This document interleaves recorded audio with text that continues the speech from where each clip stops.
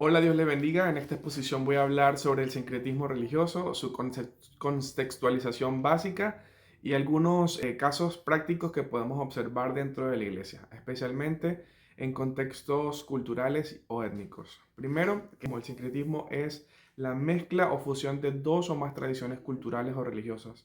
No es simplemente la convivencia entre culturas, sino una combinación donde los elementos de distintas índoles se integran y muchas veces pierden coherencia doctrinal.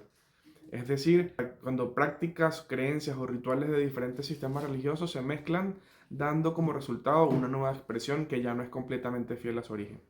La palabra viene del griego sincretismo, que implica unión o mezcla. Históricamente se usaba para describir cómo pueblos distintos se unían ante un enemigo común. Más adelante el término comenzó a utilizarse para describir la conciliación de sistemas filosóficos o religiosos. Ahora bien, cuando hablamos del sincretismo religioso estamos hablando de una simbiosis entre dos cultos o tradiciones. El problema no está en la cultura, sino en la ornamentación cultural comienza a afectar a esa esencia doctrinal. Es importante también distinguir entre la cultura y la fe. La cultura puede expresarse en distintas formas, pero la esencia del Evangelio no puede alterarse.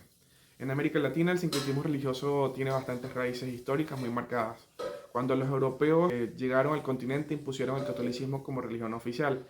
Sin embargo, estos pueblos indígenas no abandonaron completamente sus creencias, sino que comenzaron a ocultarla dentro de símbolos cristianos. Por ejemplo, hacían equivalencias entre sus dioses y figuras del cristianismo. Así aparentemente veneraban a la Virgen María, pero en realidad estaban asociándola con divinidades propias como el Pachamama. Se mantenían cantos, rituales y expresiones culturales indígenas dentro de las celebraciones cristianas, y eso dio origen a una fe mezclada. Ahora quiero hablar de casos prácticos que podemos observar el día de hoy. En algunas comunidades indígenas donde se practicó el Evangelio, las personas adoptaron la Biblia, el culto y la predicación, pero no abandonaron completamente sus prácticas chamánicas. Entonces vemos situaciones como esta. Personas asisten fielmente a la iglesia, cantan, oran y participan activamente, pero cuando se enferman acuden al chamán. Otras prácticas rituales como pasar un huevo por el cuerpo para limpiar energías, exprimir limón sobre la cabeza mientras oran o hacer baños especiales para la prosperidad de los negocios. Desde afuera parecen cosas pequeñas, pero la raíz es que hay una mezcla entre el evangelio y prácticas espirituales ancestrales.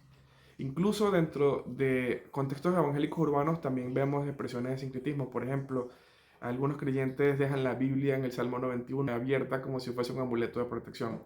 Otras personas usan aceite ungido como un símbolo bíblico, sino como fuera un objeto de poder mágico. Así que aquí está el problema, no es el símbolo, sino la intención detrás del uso.